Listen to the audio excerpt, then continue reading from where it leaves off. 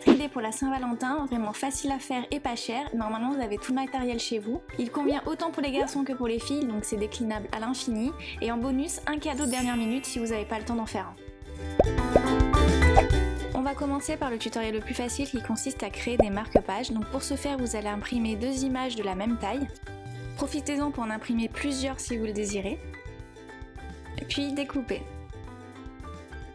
Une fois que vous avez vos 2 images, vous allez les coller ensemble.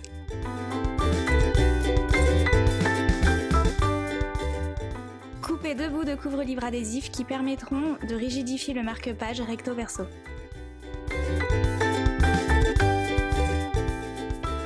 Une fois cela fait, collez-les des 2 côtés sur le marque-page.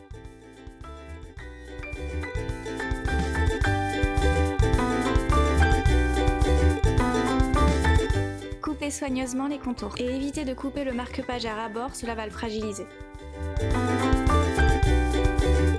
Avec une aiguille, percez le marque-page et ajoutez un pompon. Donc si vous souhaitez savoir comment on réalise des pompons, je vous mets le lien de la vidéo en barre d'infos et en haut à gauche. Le marque-page est terminé, voici le résultat recto et verso. Les versions de gauche sont plutôt féminines et celles de droite masculines. Pour le tutoriel numéro 2, voici une autre idée de marque-page assez mignonne qu'on peut accrocher soit sur la tranche du livre ou sur le coin.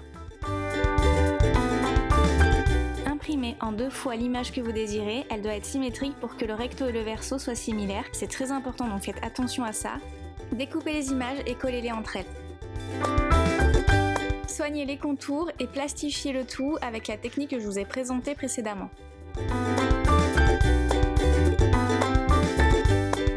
Coupez en laissant beaucoup de plastique au niveau des contours.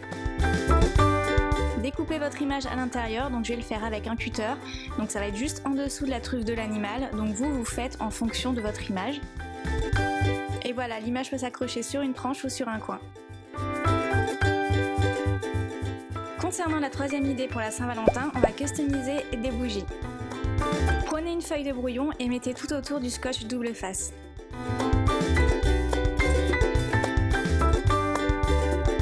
Enlevez la protection sur les bouts de scotch et vous allez poser délicatement du papier de soie blanc, sans faire de plis, par-dessus.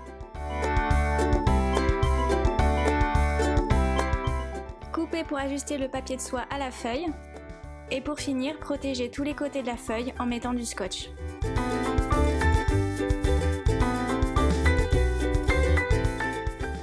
Toutes ces étapes nous ont permis de préparer la feuille à l'impression et vous allez bien entendu imprimer le motif au centre de la feuille.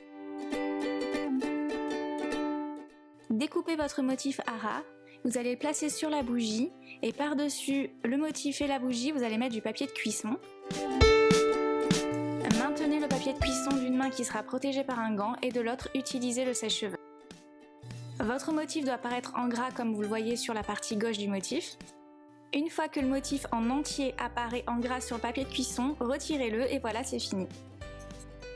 Je n'ai jamais testé ces bougies allumées, donc bien sûr si vous désirez l'allumer, restez bien devant, ne la laissez pas seule dans une pièce, surtout faites bien attention.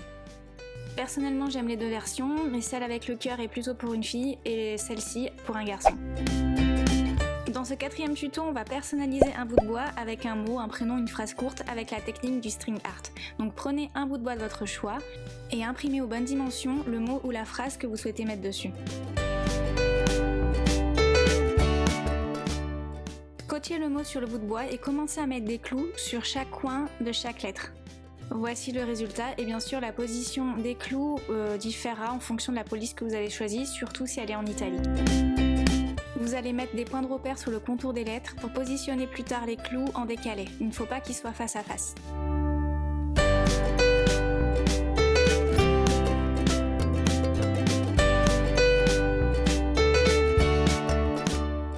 Une fois que vous avez mis des points de repère sur toutes les lettres, vous avez juste à positionner les clous. C'est un peu long et fastidieux, mais le résultat en vaut vraiment le coup. Si vous avez des lettres rondes, insistez surtout sur les zones incurvées, donc mettez le plus possible de clous.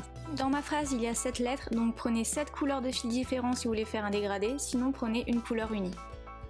Pour faire une lettre, prenez entre 50 et 60 cm de fil.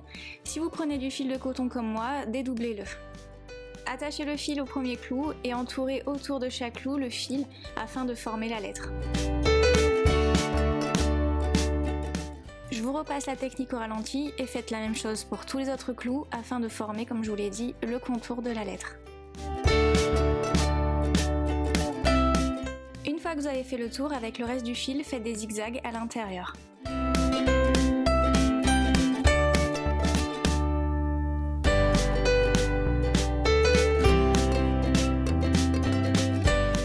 Si vous n'avez pas assez de longueur, attachez un autre fil.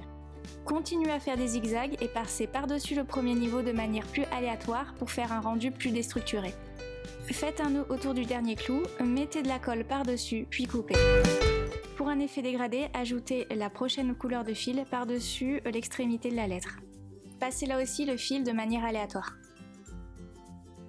Faites un nœud, mettez de la colle puis coupez et faites exactement la même chose pour les autres lettres. Et si vous ne souhaitez pas d'effet dégradé, bien sûr vous faites la même chose avec une seule couleur, il n'y a pas de souci. Et voici le résultat, donc il n'y a qu'une seule version, c'est la version masculine parce que je n'ai pas eu le temps de faire la version plus féminine parce que ça prend beaucoup de temps, donc si vous voulez faire ça, prenez-vous un petit peu en avance. Pour passer un bon moment en amoureux devant un film pendant la Saint-Valentin, vous allez prendre des pop-corn nature et y mélanger donc du chocolat blanc fondu, donc moi j'ai pris du chocolat vegan, mais prenez n'importe quel type de chocolat blanc.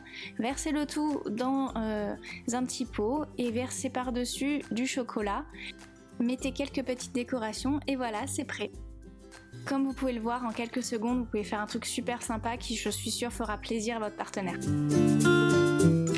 Si vous reproduisez un de mes tutos, n'hésitez pas à le partager sur Instagram avec le hashtag #IsNotInspire. Les plus belles créations seront repostées sur mon compte. Et voilà, c'est terminé, j'espère que toutes ces idées vous ont plu. N'hésitez pas à mettre un pouce vers le haut si vous avez aimé cette vidéo. Et n'hésitez pas aussi à me rejoindre sur les réseaux sociaux, il y a tous les liens en barre d'infos. À bientôt!